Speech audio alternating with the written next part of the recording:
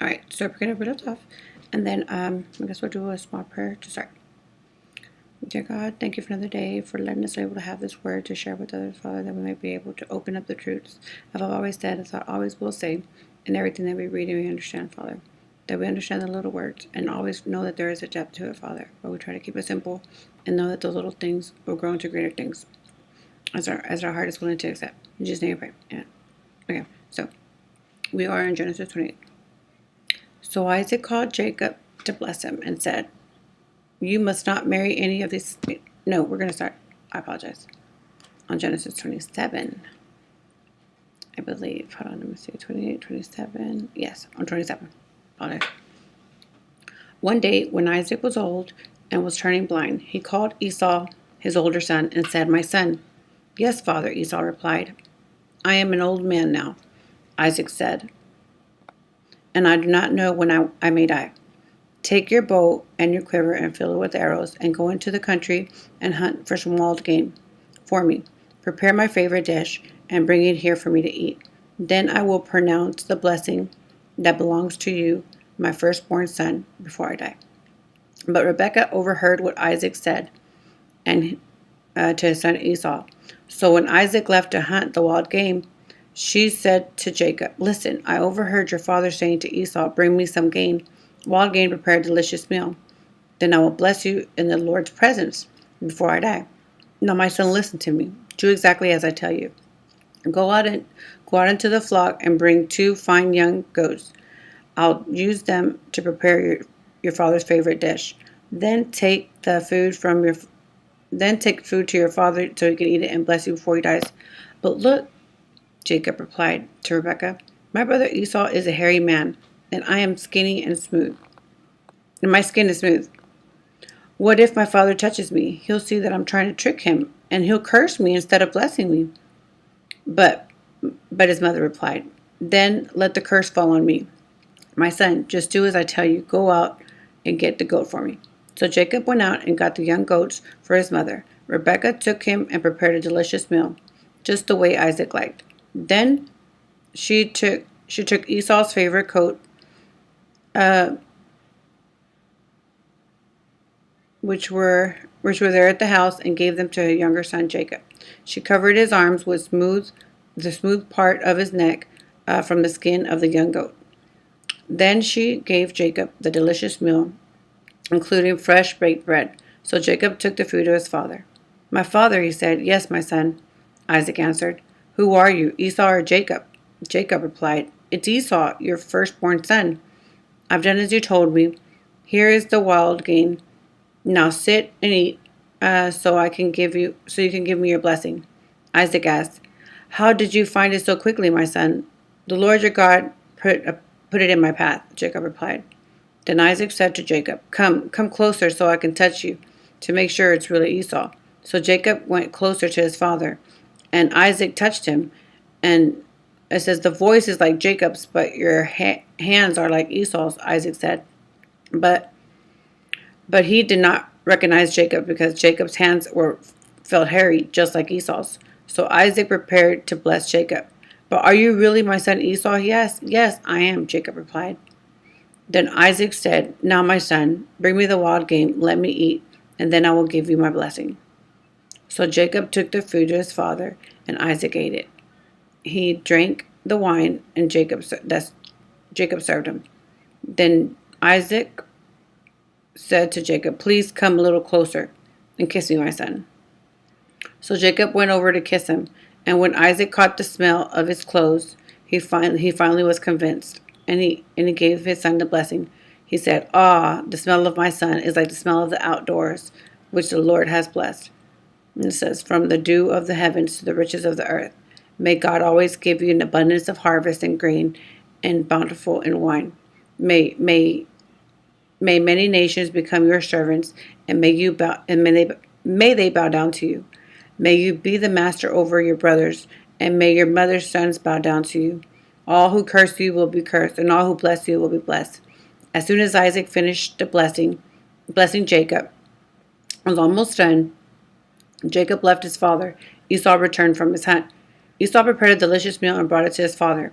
Then he said, sit up, father, and eat the wild game that I have, and then give me your blessing." But Isaac asked him, "Who are you?" Esau replied, "It's your son, your firstborn son Esau." Isaac began to tremble uncontinuously and said, "Then who just served me the wild game? I have already eaten it, and I have blessed him just before you came in, and yes, the blessing must stand." Then Esau heard his father's words, and sorry, sorry. Then Esau heard his father's words, and he let out a loud, bitter cry. "Oh, my father, what about me? Bless me too," he begged. But Isaac said he was. But Isaac said, "Your brother has was here, and he tricked me, and he has taken away your blessing." Esau exclaimed, "No wonder his name is Jacob. He has cheated me twice. First, he took my rights as firstborn, and now he's stolen my blessing. Oh, haven't you saved at least one blessing for me?" Isaac said to Esau, "I have met Jacob your master, and him I have declared that all his brothers will be his servants, and I have guaranteed him an abundance of grains and wines. What is left for me to give to my son?" Esau pleaded, "But I don't have only one blessing." "Oh, my father, bless me too," said Esau, and he broke down and wept. Finally, the father Isaac said to him, "You will live away from the riches of the earth and away from the dew and honey from heaven. You will live by the sword, and you will serve your brother. But when you decide to break free, you will be shaken from his yoke on your neck." All right. From that time on, Esau hated Jacob because their father had given Jacob the blessing, and Esau began to scheme, "I will soon mourn for my father's death. Then I will kill my brother Jacob." But Rebekah heard about Esau's plan, so she sent for Jacob and told him, "Listen, Esau is consoling himself by plotting to kill you. So listen carefully, my son. Get ready and flee to my brother Laban's in Haran. Stay there with him until your brother cools off. Then he'll calm down and forget what you've done to him. I will send for you to come back." It says, "Why should I lose both of my sons in one day?" Then Rebekah said to Isaac, "I'm sick and tired of these local Hittite women. I'd rather die than let Jacob marry one of them." Okay, and now we're going to Genesis 28. Okay.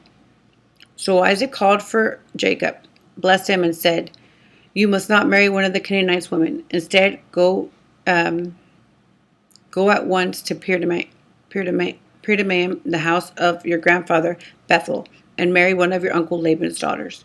May Almighty God bless you and give you as many children as your descendants multiply in many nations. May God pass on to you and your descendants the blessing he promised to Abraham. May you own the lands where you are now living as a foreigner, for God gave this land to Abraham." So Isaac sent Jacob away, and he went to Padan and to stay with his uncle Laban. His mother brothers Bethuel, the Aramean. Esau knew that his father Isaac had blessed Jacob and sent him to Padan. He found a wife. It says to find a wife, and that he had warned Jacob to not marry any of the Canaanite women. He also knew that Jacob had obeyed his parents and gone to Padan Aram.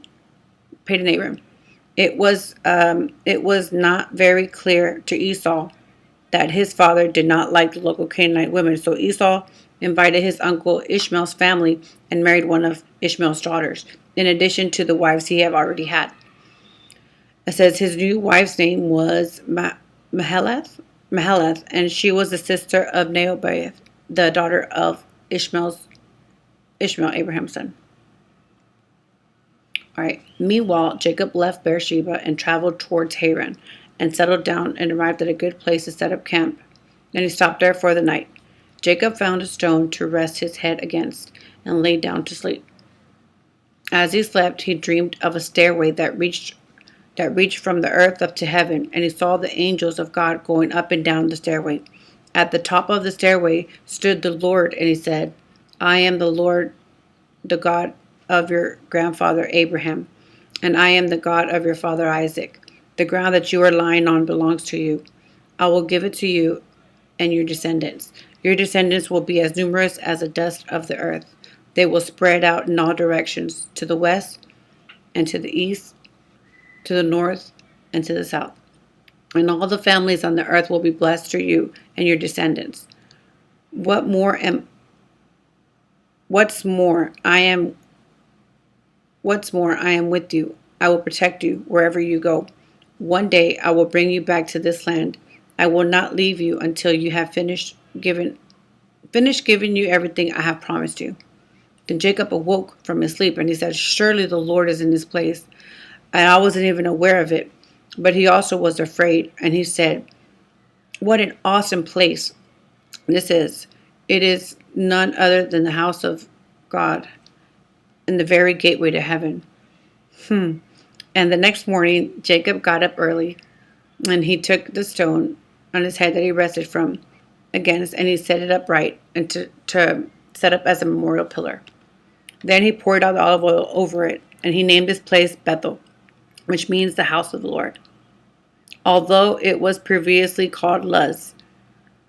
Then Jacob made a vow, if God would indeed be with me and protect me in this journey, and if he will provide for me food and clothes, and I will return safely to my father's house, then the Lord will certainly be my God. And this memorial pillar I have set up in this place for worshiping God, and I will present God a tenth of everything that he gives me. And we are going to stop there. That is going to be the end of Genesis 28:22. Okay, I'm back tomorrow. Or, yeah, first Genesis 29.